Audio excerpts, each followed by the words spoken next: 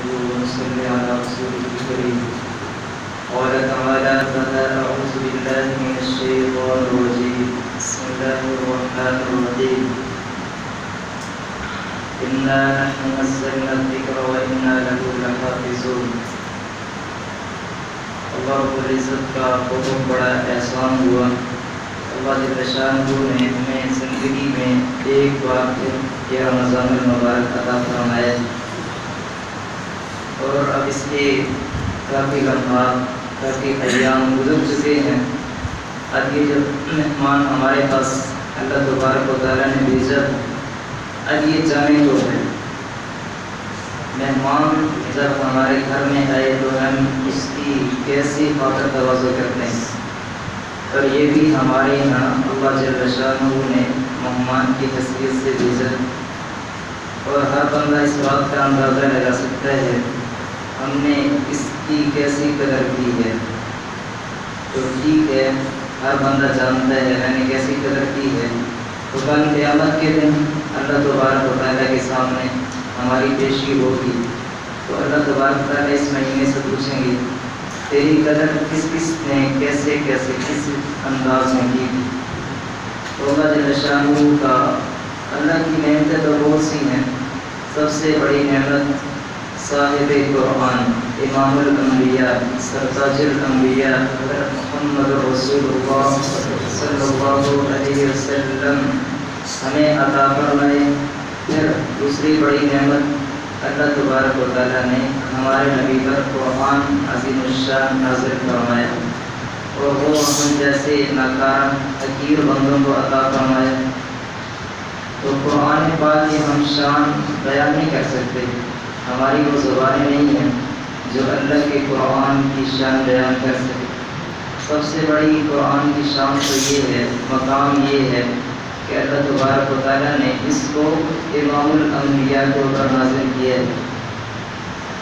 تو دنیا کے اندر جتنی بھی کتب ہیں، جتنی بھی کتابیں تحریر ہو چکی ہیں، اگر ان کو اٹھا کر دیکھا جائے ان میں غلطی ہے، غلطی موجود ہوگی. جتنا بھی بڑا ذہین فطین شخص ہو، جتنا بھی صاحب عقل دانشور ہو، بہرحال اس کی تصنیف میں کتاب میں غلطی موجود ہوگی. امام شافعی رحمۃ اللہ علیہ بہت بڑے امام ہیں، اپنے زمانہ کے بہت بڑے فقیہ اور بہت بڑے عالم، بہت بڑے امام گزرے ہیں.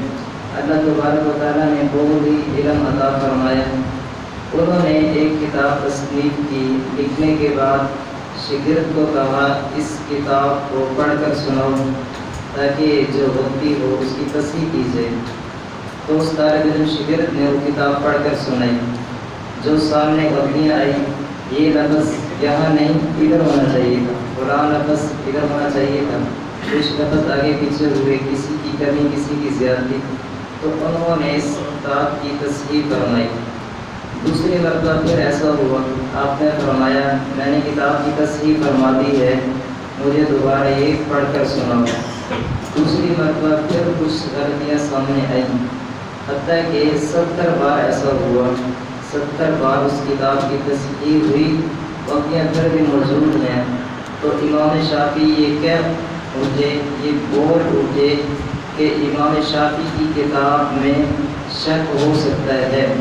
دنیا کی کوئی بھی کتاب ہے اس میں شک ہو سکتا ہے، اللہ کی کتاب میں شک نہیں ہے. قرآن پاک پہلی سورت، پہلا صفحہ اور پہلی لائن، اللہ تبارک و تعالیٰ کیا فرما رہے ہیں، قرآن کیا بول رہا ہے، الف لام میم ذالک الکتاب لا ریب فیہ. پہلے ہی قرآن نے دعویٰ کر دیا، ابھی قرآن کی ابتدا ہوئی ہے، قرآن نے پہلے ہی دعویٰ کر دیا شک سے بالاتر کتاب. دنیا کا کوئی مصنف ایسے دعوے کے ساتھ یہ کتاب نہیں لکھ سکتا. کسی مصنف نے آج تک دیکھے اپنی کتاب میں لکھا ہو کہ میری کتاب جہاں سے مرضی دیکھ لو، اس میں کوئی غلطی نہیں. لیکن قرآن کا دعویٰ ہے کہ میرا یہ جو میری کتاب ہوں، میں قرآن ہوں، شک سے بالاتر ہوں، میرے اندر کوئی خامی نہیں، کوئی کمی نہیں. اللہ تبارک و تعالیٰ نے انبیاء کرام پر کتابیں نازل فرمائی. تورات ہے، زبور ہے، انجیل ہے، یہ بھی اللہ کی کتابیں ہیں. اللہ تبارک و تعالیٰ نے ان کا نزول فرمایا ہے، اور قرآن بھی اللہ کی کتاب ہے۔ یہ کتابیں کتاب اللہ ہیں، اور قرآن کتاب اللہ بھی ہے، کلام اللہ بھی ہے۔ قرآن کتاب اللہ بھی ہے، کلام اللہ بھی ہے۔ اب اللہ تبارک و تعالیٰ نے جب ان کا نزول فرمایا انبیاء کے اوپر تو کیا کیفیت تھی؟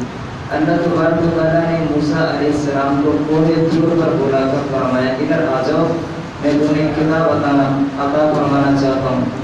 دوسرے جو نبی تھے داؤد علیہ السلام کو بلایا، عیسیٰ علیہ السلام کو بلایا، تو انبیاء کو مختلف خاص جگہوں پر بلا کر ان کو کتابیں عنایت فرمائی، کتاب اللہ عنایت فرمائی۔ تو اللہ تبارک و تعالیٰ نے جب ہمارے نبی کی باری آئی، ہمارے نبی کے لیے اللہ نے جگہ خاص کی کہ اللہ تبارک و تعالیٰ نے ہمارے نبی کو یہ کہا ہو کہ آپ فلاں جگہ پر آ جانا، میں آپ کو کتاب عطا فرماؤں گا، ایسا نہیں ہو۔ اللہ تبارک و تعالیٰ کے نبی جہاں بھی ہوتے، گھر میں ہوتے، مکہ کی مدینہ کی گلیوں میں ہوتے، جہاں بھی آپ تشریف فرما ہوتے، قرآن وہیں پہ نازل ہو جاتا۔ دوسرے انبیاء کو اللہ تعالیٰ نے جگہ خاص کر کے کتابیں عطا فرمائیں۔ ہمارے نبی کو آپ جہاں بھی تشریف فرمائیں قرآن نازل ہو رہا ہے۔ تو نبیوں کے آنے کے ساتھ اللہ تبارک و تعالیٰ نے ان کو معجزات بھی عطا فرمائے، ہر نبی کے مختلف معجزے۔ تو آپ دیکھو موسیٰ علیہ السلام کا معجزہ کیا تھا؟ موسیٰ علیہ السلام کا معجزہ تھا کہ وہ ان کے پاس عصا تھا، ڈنڈا، جب وہ نیچے پھینکتے سانپ بن جاتا۔ اب یہی معجزہ کسی دوسرے نبی کو کیوں نہیں ملا؟ تو اللہ تبارک و تعالیٰ نے ہر نبی کو معجزہ اس کے ان لوگوں کے اعتبار سے عطا فرمایا۔ اب وہاں کے لوگوں کو جہاں پہ موسیٰ علیہ السلام مبعوث ہوئے، وہاں کے لوگوں کو اس بات پر فخر تھا کہ ہم بڑے جادوگر ہیں، اپنی جادوگری پہ بڑا ناز تھا۔ تو اللہ تبارک و تعالیٰ نے موسیٰ علیہ السلام کو یہ معجزہ عطا فرما کر ان کے گھمنڈ کو، ان کے ناز کو توڑا۔ اللہ تبارک و تعالیٰ نے ایسا معجزہ عطا فرمایا، اب موسیٰ علیہ السلام نے ڈنڈا پھینکے، آگے اتنے جادوگر ہیں، 70,000 جادوگر ہیں، تو انہوں نے اپنی رسیاں پھینکی چھوڑی چھوڑی، تو 1,00,000 کتابوں میں لکھے ہیں 80,000 سانپ بن گئے۔ تو اللہ تبارک و تعالیٰ کے پیغمبر موسیٰ علیہ السلام نے جب عصا اپنا ڈنڈا پھینکا تو وہ اژدہا بنا، بڑا سانپ بنا، اس نے ایک ہی لقمے کے اندر سب کو نگل لیا۔ تو اللہ تبارک و تعالیٰ نے بتا دیا کہ تمہارے میں نے ناز کو، تمہارے گھمنڈ کو توڑا ہے۔ اب عیسیٰ علیہ السلام کے دور میں طب کا عروج تھا، تو اللہ تبارک و تعالیٰ نے عیسیٰ علیہ السلام کو یہ صلاحیت، یہ صفت عطا فرمائی، معجزہ عطا فرمایا۔ آپ اپنی اونٹ سے، اپنے ہاتھ سے مردہ لوگوں پر ہاتھ پھیرتے وہ زندہ ہو جایا کرتے تھے۔ تو ہمارے نبی کا جب دور ہے، ہمارے نبی کے آنے سے قبل مکہ والوں کو اپنے ذہن کو پر بڑا ناز تھا، اپنے شعر و شاعری کو پر بڑا ناز تھا۔ ہم تو بڑے ذہین قدیم لوگ ہیں، ایک ایک وقت کے اندر، ایک لمحے کے اندر وہ لوگ اشعار زبانی ایک مرتبہ دیکھنے سے یاد کر دیا کرتے ہیں۔ اللہ تبارک و تعالیٰ نے اتنا ذہن عطا فرمایا، اب ان کو اپنے ذہن پہ بڑا ناز تھا۔ اللہ تبارک و تعالیٰ نے امام الانبیاء کو جب مبعوث فرمایا، ان کا ناز ٹوٹا۔ اللہ تبارک و تعالیٰ نے فصیح البلیغ، فصاحت و بلاغت والی کتاب جب نازل فرمائی تو قرآن پاک میں اللہ فرماتے ہیں فَأْتُوا بِسُورَةٍ مِّن مِّثْلِهِ۔ قرآن کا یہ چیلنج تھا، اب بھی ہے، آئندہ بھی ہوگا، پہلے بھی تھا، اب بھی ہے اور آئندہ بھی ہوگا۔ قرآن کیا کہہ رہا ہے؟ اگر تم میں ہمت ہے، طاقت ہے، او عقل والو، دانشورو، تم بڑے بڑے دعوے کرتے ہو، اگر ہمت ہے، طاقت ہے، بڑے ذہین قدیم لوگ ہو تو میرا مقابلہ کر کے دیکھو، آؤ میری جیسی بھی صورت لے کر آؤ۔ سورہ بقرہ، سورہ آل عمران، نساء، مائدہ، یہ بڑی صورتیں ہیں، ایک چھوٹی صورت لے آؤ، اِنَّا أَعْطَيْنَاكَ الْكَوْثَرَ فَصَلِّ لِرَبِّكَ وَانْحَرْ إِنَّ شَانِئَكَ هُوَ الْأَبْتَرُ۔ آیات کے اعتبار سے چھوٹی صورت ہے قرآن پاک میں، تو قرآن کا دعویٰ ہے، بڑی صورتوں کا دعویٰ نہیں، یہی لے جاؤ، اس طرح کی صورت لے کر آؤ۔ تو عرب کے اندر ایسا ہوا کرتا تھا، عرب کے اندر لوگ اپنے کلام کو، شعر و شاعری کو لکھ کر کاغذ پر لٹکا دیا کرتے تھے، اس وجہ سے کہ لوگ دیکھیں گے کہ یہ بندہ بڑا کمال کے ہے، اس نے ایسے شعر جمع کیے ہیں، اب یہ اس بات کا اعلان کرنا چاہ رہا ہے کہ اس جیسے کوئی شعر تیار نہیں کر سکتا۔ تو اس اعتبار سے لڑکایا جاتا تھا کہ ہمارے شعر و شاعری پر کوئی آ کا مقابلہ کرے، جیسے ہم نے شعر لڑکائے ہیں ان کا کوئی مقابلہ کر کے دیکھا، اس لیے وہ لڑکائے جاتے تھے۔ تو اس کے مقابل کوئی اور شعر و شاعری والا آتا ہے، وہ بھی ایسے دیکھ کر لڑکا دیتا۔ تو آخر جب امام الانبیاء تشریف لائے، اللہ تعالیٰ نے اس قرآن کو نازل کیا، تو اسی جگہ پر یہ آیت لڑکا دی گئی۔ اب تک کسی کی ضرورت نہیں تھی اس کے مقابلے میں کوئی آئے۔ یہ آیت، یہ سورت 7 ماہ تک لڑکی رہی، تو لوگ آتے دیکھ کے چلے جاتے، کسی کی طاقت ضرورت نہیں رہی اس کا مقابلہ کی۔ تو اگر یہ کیا ہوتے، ہم اس کا مقابلہ نہیں کر سکتے، سب کی عقلیں دنگ رہ گئی، سب کی زبانیں گنگ ہوگی، سب خاموش ہو گئی۔ تو اللہ تبارک تعالیٰ نے بتا دیے، چیلنج کر کے دکھا دیے۔ تو اللہ تبارک تعالیٰ نے یہ جو ہمیں کتاب عطا فرمائی ہے، جنید بغدادی رحمۃ اللہ علیہ، انہوں نے اپنے شاگرد کو خاص جو مرید تھا اس کو فرمایا کہ صندوق ہے دریا دجلہ میں ڈال کر بہا دو۔ جیسے ہی دریا میں صندوق ڈالا، لہروں نے اس کا استقبال کیا، اس کو رستے دے دیے۔ اب جہاں بھی جاتا ہے لہر آگے سے بڑھ جاتی ہے، بڑے آرام سے صندوق جا رہا ہے۔ تو انہوں نے جا کر یہ ماجرا بتایا اپنے مرید، اپنے پیر صاحب کو، جنید بغدادی کو۔ تو فرمایا کہ اس کا خواص کیا ہے؟ اصرار کیے، حضرت ہی انکار کر رہے تھے۔ تو اصرار کے بعد پھر انہوں نے بتلایا تصوف کے موضوع پر میں نے ایک کتاب لکھی ہے، تصوف کے موضوع پر۔ اس کے لکھتے لکھتے مجھے 12 سال لگے۔ 12 سال میں وہ کتاب مکمل ہوئی، پھر 12 سال میں اس کی تصحیح کی۔ میں نے اس کو پڑھا، میں نے اس کا مطالعہ کیا، کہیں ایسا نہ ہو کہ وقت ہی موجود نہ ہو۔ 12 سال کتنے ہوئے؟ 24 سال ہوئے۔ اس کے بعد مزید 12 سال اور لگائے اس بات پر، اس غور و فکر پر، یہ میں نے کتاب تو لکھ دی ہے، آیا عوام کے اندر یہ چلے گی؟ اس کو عوام سمجھیں گے؟ نہیں۔ تو آخر پھر نتیجہ یہ نکلا، انہوں نے فیصلہ کیا، فرمایا جنید بغدادی، قرآن آنے کے بعد امت کو کسی کتاب کی ضرورت نہیں ہے۔ تو لوگوں نے بڑے دعوے کیے۔ ایک عرب کے اندر وہ بڑا بادشاہ بھی گزرا ہے، اللہ تبارک تعالیٰ نے اس کو بڑا علم عطا فرمایا تھا، اس کو اپنے علم پہ بڑا ناز تھا۔ اس کا نام تھا، علم میں بڑی اس کی گہرائی تھی، اس کا نام تھا متنبی۔ اس کی تصنیف ہے، ہمارے مدارس میں کتابیں پڑھی جاتی، اس کی کتاب بھی پڑھی جاتی۔ اس نے نبوت کا دعویٰ کیا، دیوان متنبی اس کی کتاب ہے، اس نے بڑی شعر و شاعری کی ہے۔ تو اللہ تبارک تعالیٰ نے ذہن بڑا عطا فرمایا۔ تو اس نے کیا غلطی کی کہ اللہ کے قرآن کا مقابلہ کیا اس نے۔ اب یہ صورت ہے 30ویں پارے کے اندر، القاریعۃ ما القاریعۃ وما ادراک ما القاریعۃ۔ یہ جو صورت ہے اس کا اللہ تبارک تعالیٰ اس ترجمہ یہ ہے کہ ہمارے پھٹپھٹانے والی القاریہ، کیا چیز ہے پھٹپھٹانے والی؟ وما ادراک ما القاریہ، تم جانتے بھی ہو، تمہیں خبر بھی ہے۔ اب اس صورت کا اس نے مقابلہ کیا، اس نے لوگوں کو کہا میں بھی ایک قرآن تیار کرنے والا ہوں۔ اس صورت کے مقابلے میں اس نے صورت تیار کی، الفیل وما ادراک ما الفیل ذنب الطویل۔ اب یہ صورت لے کے آیا مقابلے۔ اب دیکھو کوئی بے تو کسی بات ہے، اس میں بات نہیں بنتی۔ اب اللہ تبارک تعالیٰ فرمایا القاریعۃ، پھٹپھٹانے والی۔ آگے سوال پیدا ہوتا ہے، بندے کو سمجھ نہیں آئی کیا چیز ہے، تو آگے پھر سوال ہوا القاریعۃ۔ اب یہاں پہ الفیل اس کے مقابلے میں وہ لے کر آیا۔ الفیل عربی میں لفظ ہے ہاتھی، الفیل کہتے ہیں ہاتھی کو۔ اب وہ یہ لفظ دے کر آیا الفیل، سننے والے کو پتہ چل گیا نا ہاتھی۔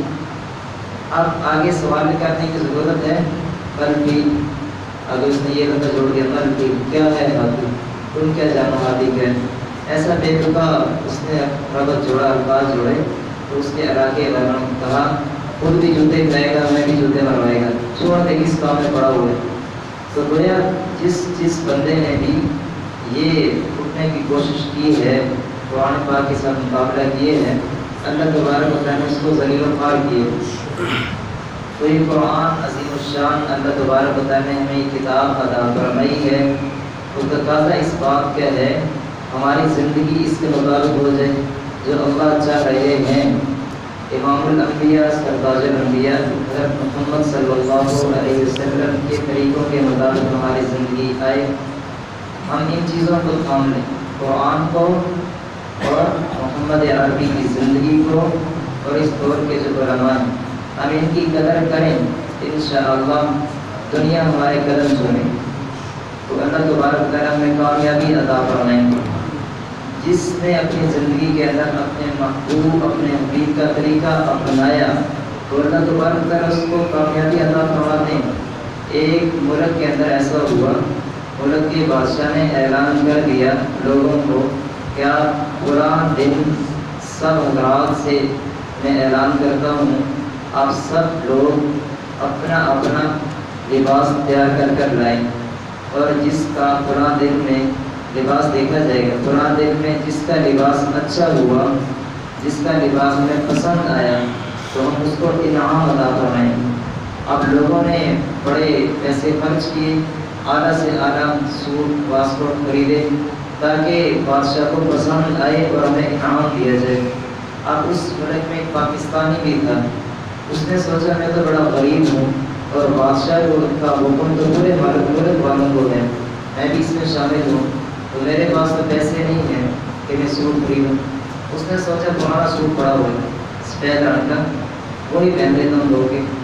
اس نے وہ سوٹ پہنا اور سر پہ امامہ پگڑی باندھی، سفید پگڑی سفید لباس، اور وہ جو لوگ تھے پینٹ شرٹ پہن کر آئے ہوئے تھے، لائنیں لگی ہوئی ہیں، ہر بندہ یہ سوچ رہا ہے میرا سوٹ اس کو پسند آئے گا کیونکہ میں نے خرچہ زیادہ کیے۔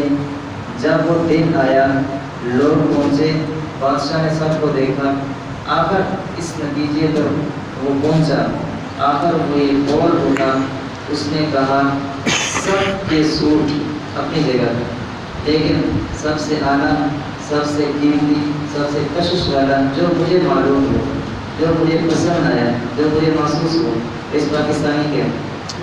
اب دیکھو کیا پتہ چلا، اس نے سنت رسول کے مطابق لباس پہنا، سفید لباس پہنا اور سر پہ امامہ باندھا، تو اس بادشاہ نے اس کو جو انعام ملا تھا، تو کیا پتہ چلا اللہ کے حبیب کے طریقے کے اندر کامیابی ہے۔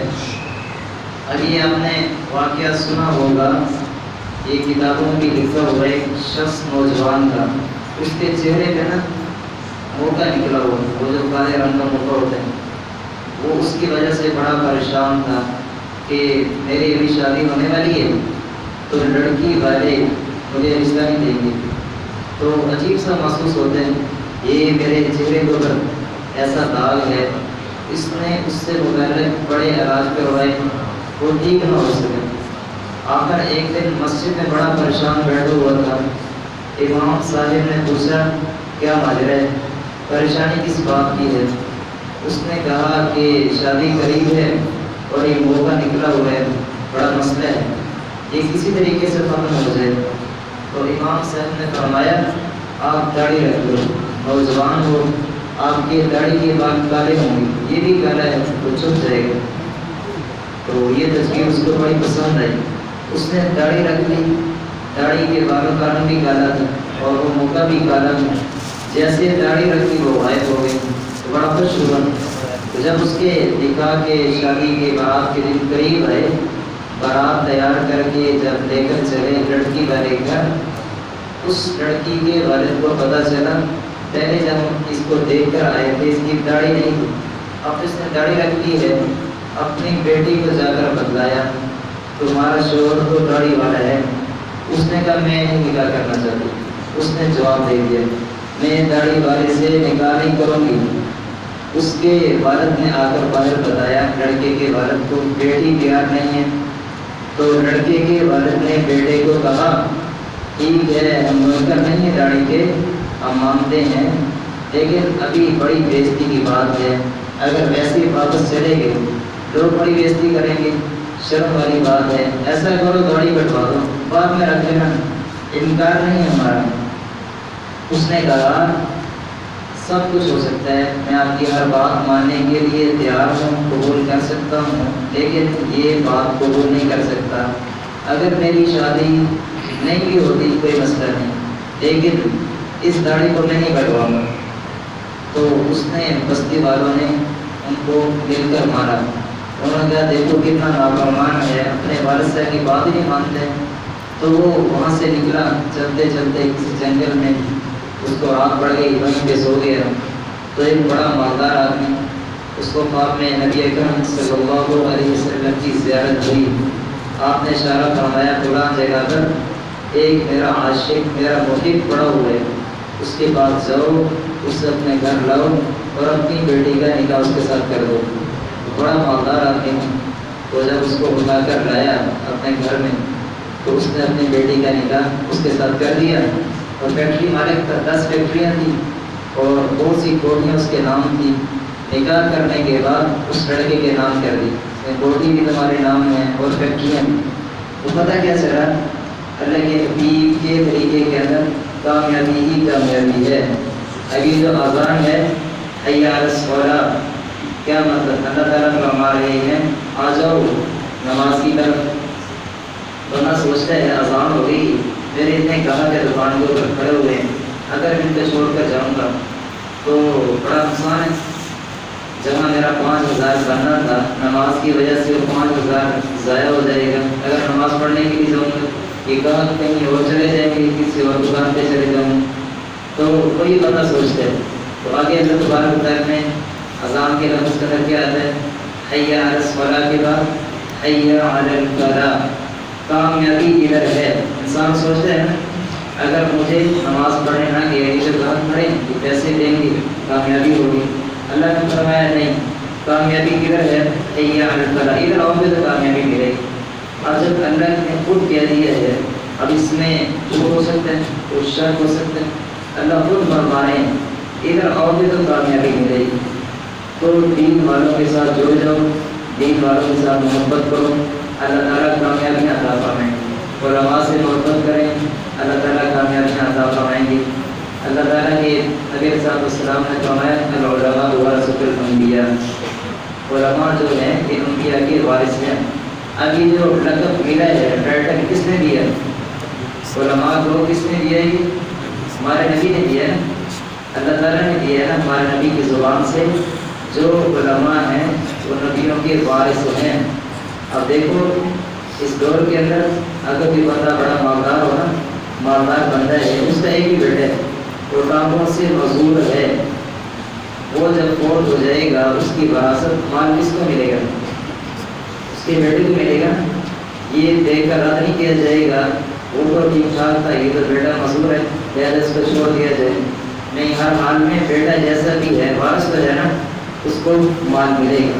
ایک بندہ بڑا خوبصورت ہے، بڑا پہلوان ہے، بیٹا اس کا کمزور ہے، بدصورت ہے، یہ دیکھ کر رد نہیں کیا جائے گا بیٹا تو بدصورت ہے، باپ اس کا خوبصورت تھا لہٰذا اس کو چھوڑ دیا جائے۔ وراثت ہر حال میں اس کو ہی ملے گی۔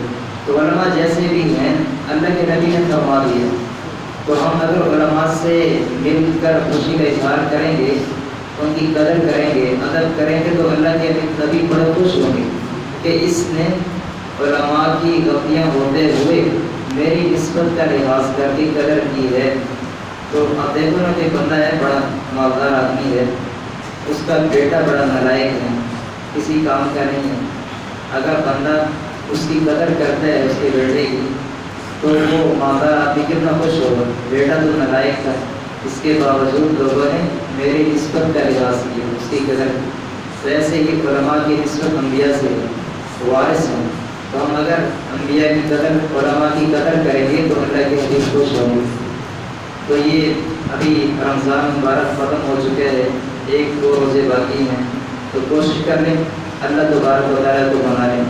اس سے پہلے اس سے قبل جو کچھ ہم سے غلطیاں ہو چکی، یقیناً انسان کمزور ہے، غلطیاں ہو چکی ہیں، اللہ تبارک و تعالیٰ سے معافی مانگی جائے تو آئندہ کا عزم کیا جائے۔ جو کچھ کہا اللہ تبارک و تعالیٰ اس پہ عمل کرنے کے توفیق عطا فرمائے۔